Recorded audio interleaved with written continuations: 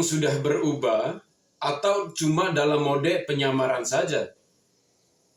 Ada yang berbeda dalam cara berpolitik Prabowo Subianto pada Pilpres 2024 ini.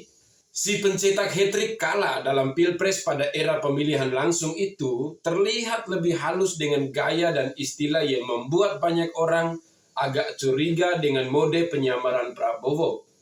Ada alasan kenapa saya sebut Prabowo sedang menjalankan mode penyamaran. Karena tampaknya beliau seperti belum masuk ke mode kampanye. Dengan gaya khasnya yang meledak-ledak dan mudah sekali emosinya tersulut oleh amarah. Saya sukar melupakan momen ketika Prabowo berorasi sambil gebrak-gebrak podium atau ketika Ketua Umum Gerindra melempar ponsel ke arah orang yang berada di dekatnya. Apakah kebiasaan yang menunjukkan mudahnya amarah Prabowo tersulut itu sudah reda? Terutama karena Prabowo kerap berinteraksi dengan Jokowi. I don't think so.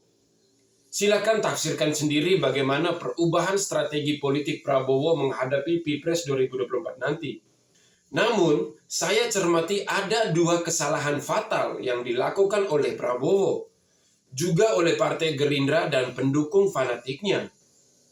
Kesalahan pertama adalah secara konsisten dan kepedean Prabowo dan timnya memanfaatkan Jokowi buat memperkenalkan dirinya, juga para caleg dari Gerindra ke masyarakat.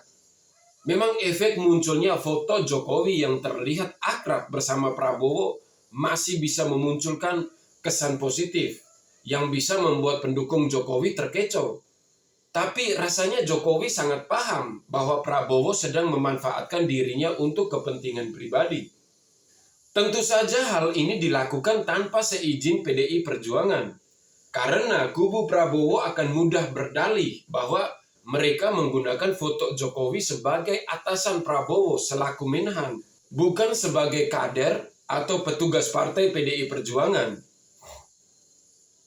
Kesalahan kedua yang cukup fatal adalah ketika secara eksplisit Prabowo mendekati dan sempat mengendorse Gibran Rakabuming Raka sebagai sosok bakal calon wakil presiden yang akan berduet dengan ex menantu Presiden Soeharto itu. Apalagi dalam waktu bersamaan sedang diajukan gugatan usia bagi capres dan cawapres, buat memuluskan jalan bagi Gibran masuk bursa cawapres secara mendadak, karena batas usia minimal yang memenuhi syarat usia Gibran saat ini. Simpel saja menilainya.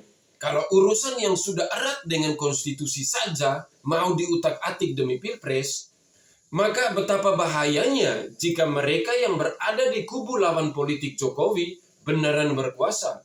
Maka aturan apa yang nantinya tidak mereka paksakan berubah demi kepentingan kelompok mereka?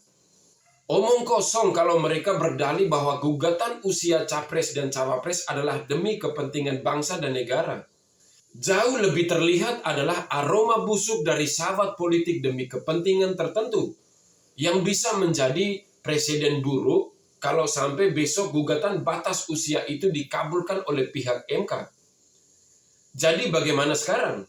Cara terbaik menilai apakah Prabowo berubah atau belum adalah dengan melihat ketika mode kampanye sudah diaktifkan. Saya yakin sesekali sifat asli Prabowo yang emosional itu masih akan terlihat. Juga materi kampanye yang itu-itu saja karena cara berpikir dan pendekatan Prabowo yang sudah kuno. Hal berikutnya adalah dengan melihat Prabowo kalah keempat kalinya dengan gong terakhir kalah dalam Pilpres 2024. Kita mau lihat apakah sportivitas Prabowo akan muncul ataukah masih sama dengan Pilpres 2 edisi terakhir di mana Prabowo menolak mengakui kemenangan lawan politiknya. Bahkan menuding yang aneh-aneh kepada penyelenggara pemilu. Bagaimana menurut Anda? Begitulah kira-kira akhir kata saya Mata Kiri pamit undur diri. Salam hormat. Salam NKRI, harga mati. Wassalam.